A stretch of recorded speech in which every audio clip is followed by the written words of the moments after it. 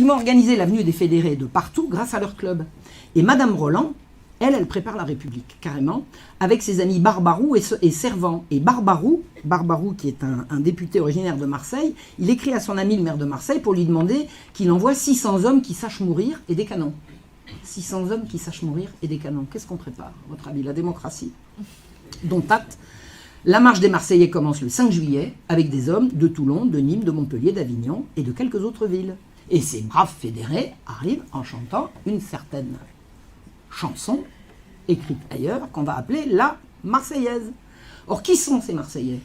A priori des fédérés, c'est-à-dire le peuple en armes, ou en tout cas, à tout le moins, la bourgeoisie armée. Parce que le peuple, on ne voulait pas descendre trop bas pour ce qui était d'armer la population, donc on armait les bourgeois, les boutiquiers, les gens qui avaient un minimum de revenus. Eh bien non, non.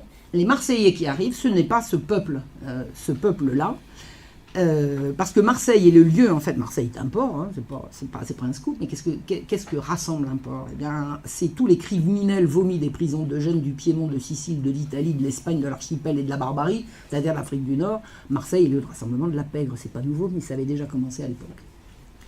Un député marseillais, quand il apprend qui arrive, et il essaye d'alerter les Parisiens sur la qualité de ces brigands, et dit ce sont des spadassins, des suppôts des mauvais lieux, tout fut trouvé bon, les véritables Marseillais, ils sont en petit nombre. Les véritables Marseillais, en fait, ils sont au front, ils sont partis à la guerre. Ils sont partis à la guerre, puisqu'il y a la guerre. Donc on fait venir, sous le titre de Marseillais, la pègre marseillaise, toulonnaise, la pègre des ports du sud de la France. Les Marseillais arrivent à Paris le 30 juillet.